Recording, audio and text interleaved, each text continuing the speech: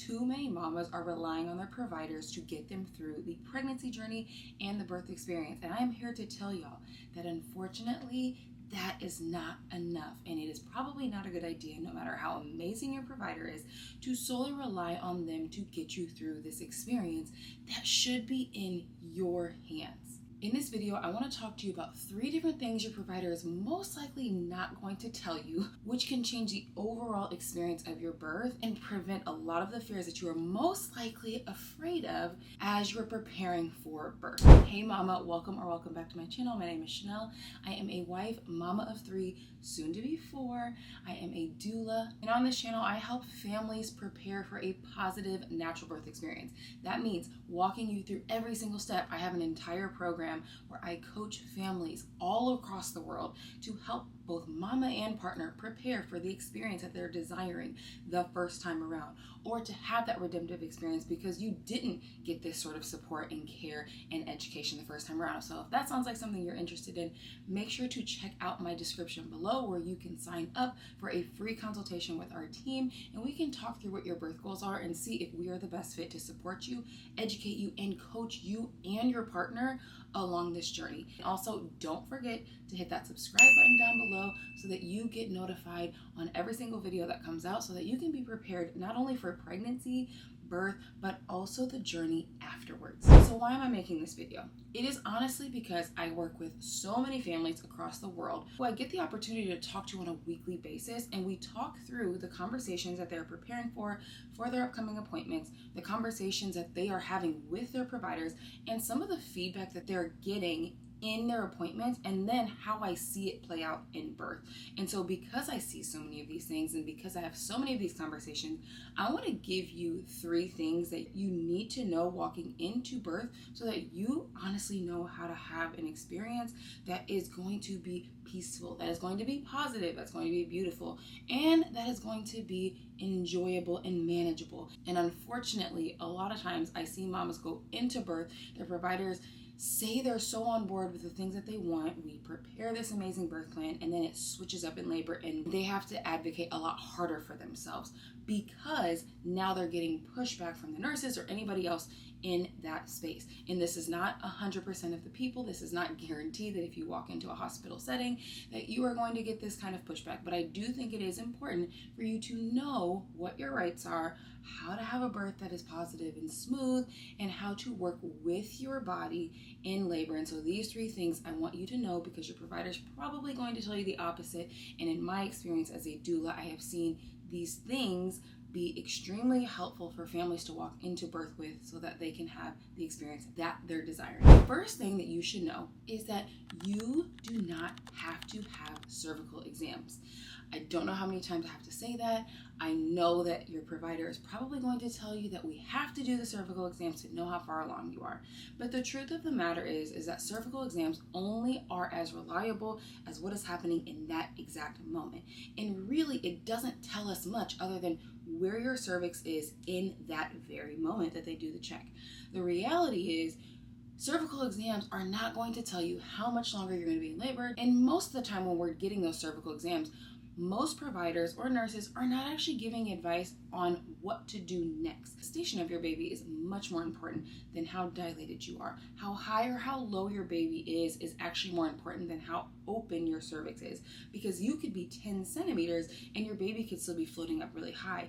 And when we talk about and we hear birth stories where moms are pushing for hours on end, it is most likely because they were 10 centimeters because they did all these cervical exams, but their baby was up high and their baby was not low enough in the pelvis to actually be ready to push. And so when we're getting these cervical exams, for one, they can be very unreliable as far as what a mom thinks is going to be the future of her labor. Meaning, she could be 4 centimeters and think, oh my God, I'm going to be in labor for so much longer. And this was me. I got a lot of cervical exams with my first birth. And I thought to myself, oh my gosh, I've been in labor for 18 hours. I'm only 3.5, 4 centimeters. Like, I can't do this for another 14, 15, 16 hours to get to 10 centimeters. And what y'all need to know is that cervical dilation is not a mathematical equation. Not all moms dilate 1 centimeter per hour. You can dilate and go from a 4 to a 10 in a matter of 30 minutes. It can also take you 12 hours to get from 8 centimeters to 10 centimeters. Like, I've seen it happen on both ends of the spectrum. It's more important to know how to work with your body in labor than to be reliant on a number that can change in an instance. And because most providers or nurses are not necessarily thinking about it in that way, because they may not see it as often, because moms are most likely in the bed and not moving, which makes things take a little bit longer sometimes, we are putting way too much emphasis on dilation. So what you need to know is that you do not have to get a cervical exam. What I have found is that my clients and myself, who have relied on our bodies to tell us what to do, relying on our bodies to tell us where our babies are, actually end up laboring a lot easier and a lot quicker than a mom who is reliant upon multiple cervical exams to see if she is progressing. And so you have the right to decline any and all cervical exams that you desire. No matter how many times somebody pushes you, if you do not feel like it is going to be good for your brain to know that information, because it could discourage you, because it can get in your head, because you could feel like you have so much longer to go, or you could feel like, oh my gosh, I'm right at the end, and then not understand why it's taking you so long to get to 10 centimeters. There's so many different things that can happen, not to mention the increased risk of infection. So understand that you do not have to do those things if you're not comfortable. If you give in and you want to do it, by all means, do your thing. But one thing most people will not tell you is that you do not have to opt in or agree or consent to cervical exams. The second thing that you need to know is that you do not have to push just because you're 10 centimeters. And in fact, you probably shouldn't, because the reality is most women I talk to are afraid of tearing. Rightfully so. Even though tearing is very common, it's still not something that we want to experience. I have had a birth where I had a 2nd degree tear, and I had a birth where I didn't. And the difference between the two was just simply how I was allowing my body to push. It is so important that you do not push until you feel the fetal ejection reflex. Just because you're 10 centimeters does not mean it's time to push. Just like we talked about in the last point, you could very well be 10 centimeters and be so excited. And most likely what's going to happen next is your provider's going to say, okay, let's get you on the bed and let's start pushing. You're 10 centimeters. Good job, mama. Let's do this. Let's meet this little baby. But if you are relying on dilation and not asking, if you do choose to get cervical exams, what the station of your baby is, your baby can still be in a negative station. And if you have no idea what I'm talking about when it comes to station, I have a whole series on station versus dilation that you can check out. I'll link it up here, and then I'll also put it in the description below. You definitely should watch the whole series so that you understand what I'm talking about. But in short, you could have a baby that's really high up in the pelvis, a negative station, but you're 10 centimeters. And what that means is you're going to have to do a lot of work to get your baby from up here to down here to even begin starting to see that baby's head. Instead, what we should be doing is we should be saying, okay, we're 10 centimeters. Do I feel the urge to push? Do I feel the fetal ejection reflex, which is when your body begins to involuntarily push and you have no control over that? If that answer is no, then you shouldn't be pushing it. I don't care how long you sit at 10 centimeters. You continue to labor as you have been laboring until your body starts to feel like it is pushing. And you will know when that feeling happens, even if you're a first-time mama. So I want you to just be encouraged that you will know when it is coming. It will feel like you have to have a bowel movement. It will feel like your body is pushing something out and you cannot stop it.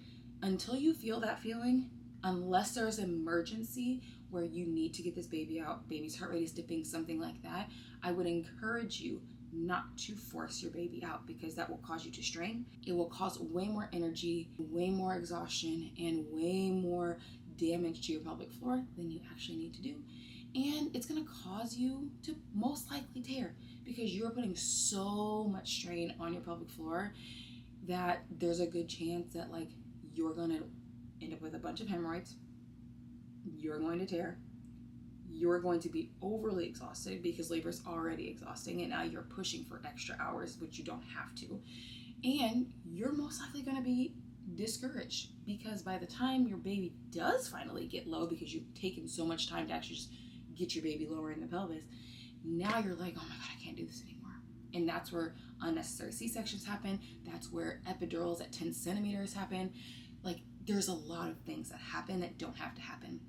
So I want you to know that just because you're 10 centimeters does not mean you need to get on the bed and start pushing. It means that you should continue doing what you're doing that got you to 10 centimeters until you start to feel that fetal ejection reflex. And if you choose to get on the bed and push in that position on your back, go for it. Otherwise, in that whole series, there's multiple other pushing positions. I talk about a lot of other pushing positions on this channel that you should consider, because pushing on your back when you're scared of tearing is probably not a good idea, not a good combination. And the third and final thing that you should know that your provider most likely will not tell you that you should be aware of is that you do not have to consent to every recommendation. Now, I'm saying this with a little asterisk of you should be educated before you go into any sort of birthing environment and declining any recommendation. Because there could be recommendations that do not necessarily align with your birth plan that are the safest for you and for baby.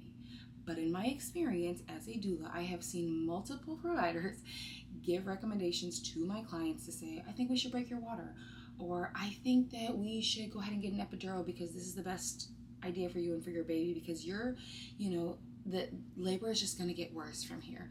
Or I've heard providers actually say, if we don't have a baby in 10 minutes, we're going to just go ahead and do a C-section. None of those things were medically necessary in their cases. And they knew that because they were educated. They knew because we had worked on all the scenarios and the interventions that they could come across and when those would be necessary for them.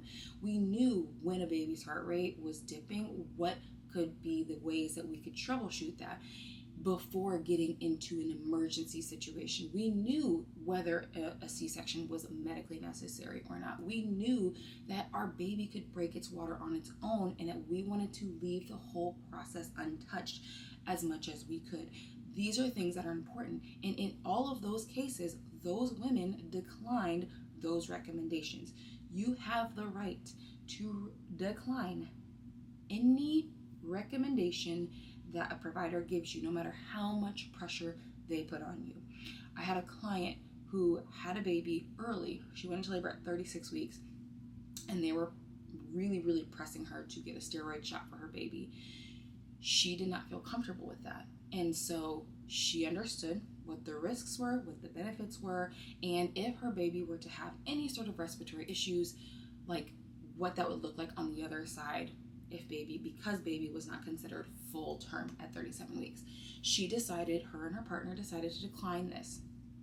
The nurse in that room was so rude, so demeaning to this family because they decided to decline it and did everything in her power to change their mind.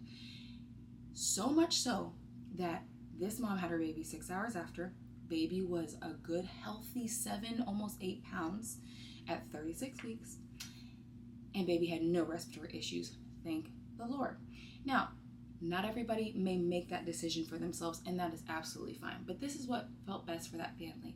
And this nurse could not accept that this family was educated and made an informed decision, that it worked out in their favor.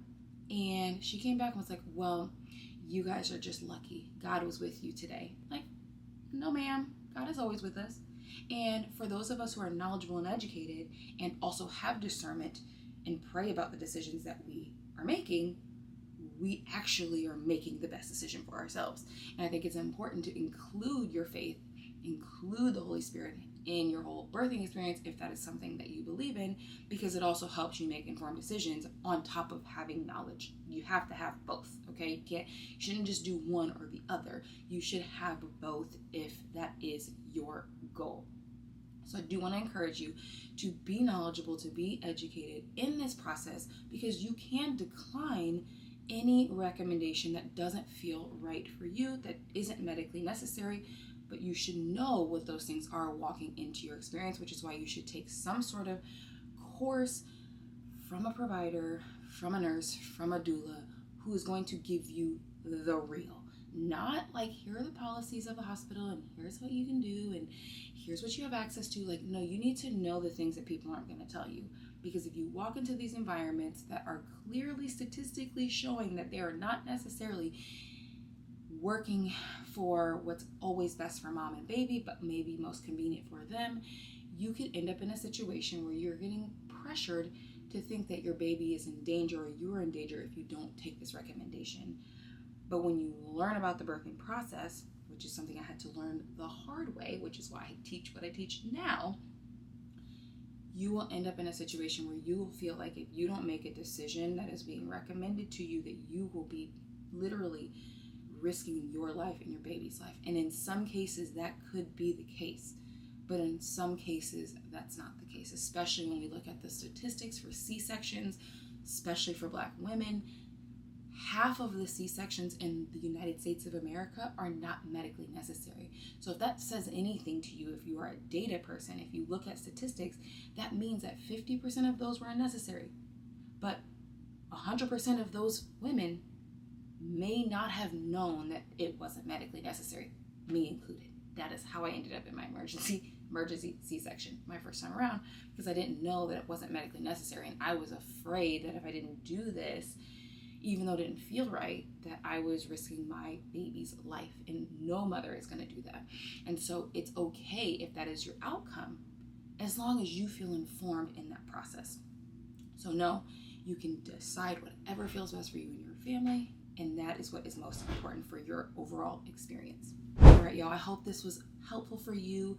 There are so many more things that you should know. Obviously, we can only cover so much in this video. If you want to know more, if you want to be guided through this process, preparing for your appointments, literally having you and your partner become this daddy doula, and make sure that you both are informed, equipped, and empowered for this birthing experience that you desire, make sure to sign up for a free consultation. We will talk through all of your birth goals and desires and see if we are a fit to work together so that you can both be supported and have the experience that you desire, just the two of you. I have helped so many women across the world do this. You can check out some of those testimonials, some of those videos down below, but you deserve to have the experience that you want. And it shouldn't have to feel scary the first time. So many of my clients have had this experience and they're coming to me now and wanting to become doulas because they're so empowered and they get to help their friends after this. So if that sounds like something that you want, definitely check that out below. We will talk through everything and see how we can support you through this journey. All right, y'all, that is it from me. I will see you on the next video.